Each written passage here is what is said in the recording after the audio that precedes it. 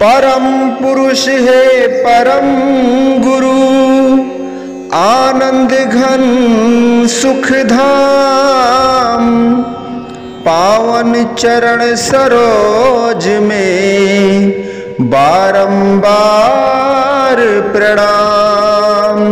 बोलो जयकारा बोल मेरे श्री गुरु महाराज की जय। बोलिए साचे दरबार की जय। श्री आनंदपुरवासी भगवान की जय। श्री नगली निवासी भगवान की जय। समस्त भगत जी को जय सच्चिदानंद जी। भगत जी इस चैनल को सब्सक्राइब कीजिए, वीडियो को लाइक कीजिए और वीडियो को ज़्यादा से ज़्यादा शेयर कीजिए ताकि यह भक्तिमय सत्संग समस्त गुरुमुख जन तक पहुंच सके। जय सच्चिदानंद भगत जी। सहजो कारण जगत के, गुरु बिन पूरे नाही, हरि तो गुरु बिन क्यों मिले, समझ देख मन माही।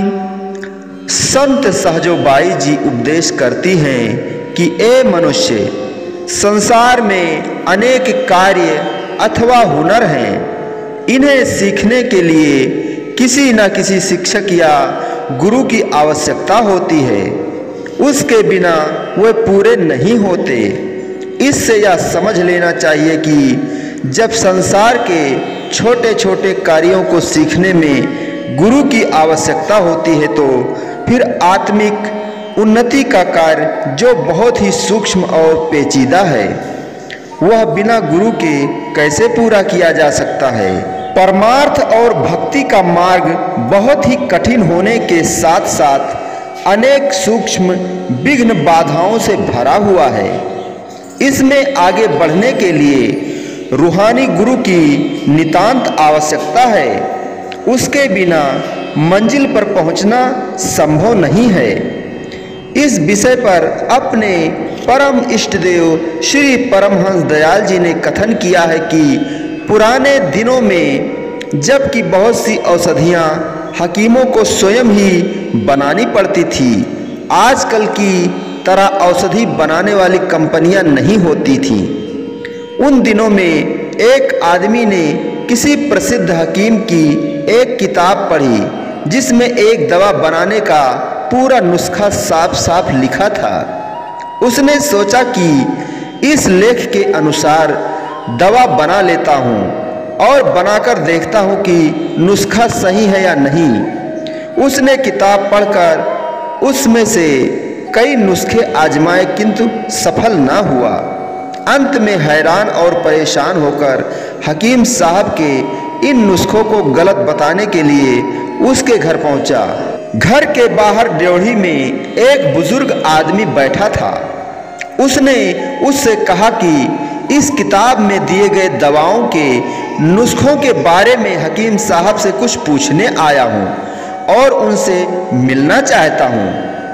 वह बुजुर्ग आदमी खुद ही हकीम साहब थे, लेकिन उन्होंने उसे यह नहीं बताया। वह बहुत ही समझदार थे, तुरंत समझ गए कि नादान है, बिना उस्ताद से सीखे नुस्खे तैयार करने लगा है। शाम हो चली थी। वे बुजुर्ग बोले कि भाई हकीम साहब तो बाहर गए हैं, कल आ जाएंगे, आप बैठो और रात को यहीं आराम कर लेना और कल हकीम साहब से मिल लेना। इस प्रकार जब शाम का अंधेरा होने लगा तो उन बुजुर्ग ने कहा कि मैं हकीम साहब का मुलाजिम हूँ, मेहमानों के खान पान के लिए वे मुझे कच्चा सामान नाप तौल कर दे जाते हैं। आज खिचड़ी का सामान दिया है, आप अब अपने लिए खिचड़ी बनाकर खा लेना। यह कहकर उन्होंने दाल चावल घी नमक मसाला लकड़ी और यहाँ तक कि पानी भी तौल कर दे दिया। उसे समझा दिया कि यहाँ और कुछ सामान नहीं मिल सकता, सावधानी से खिचड़ी बना लेना। उस आदमी को खूब भूख लगी थी। खुश होकर सामान ले लिया और तुरंत खिचड़ी बनाने लगा। उसे सामान देकर हकीम साहब अपने कमरे में विश्राम के लिए चले गए। अब उस आदमी को खिचड़ी बनाने का तजुर्बा तो था नहीं।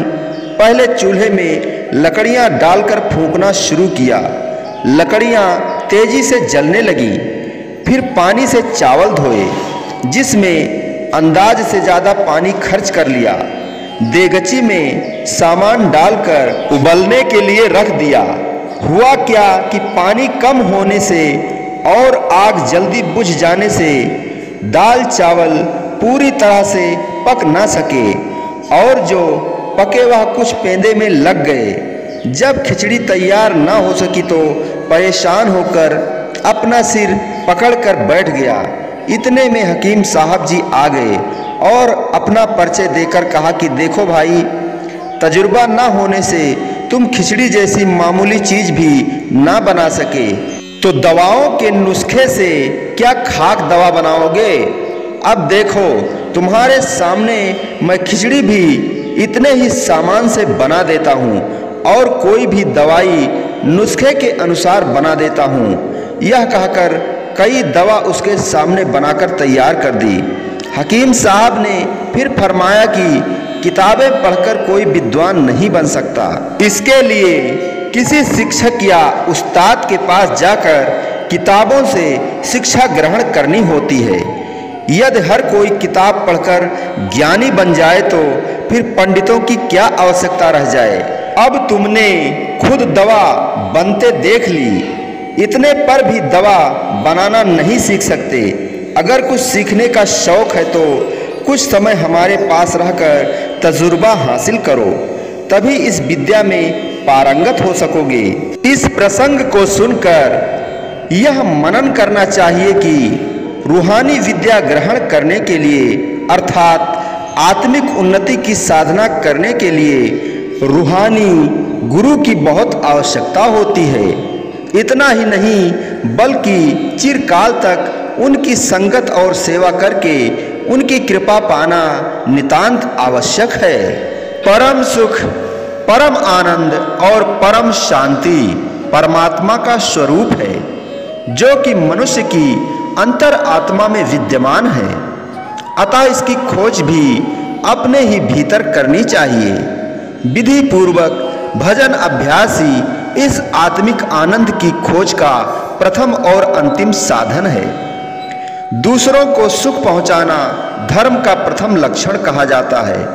मन, वाणी और कर्म से जो दूसरों को सुख प्रदान करता है, उससे स्वयं को भी सुख प्राप्त होता है। दूसरों को दुख पहुंचाना अधर्म का प्रथम लक्षण है।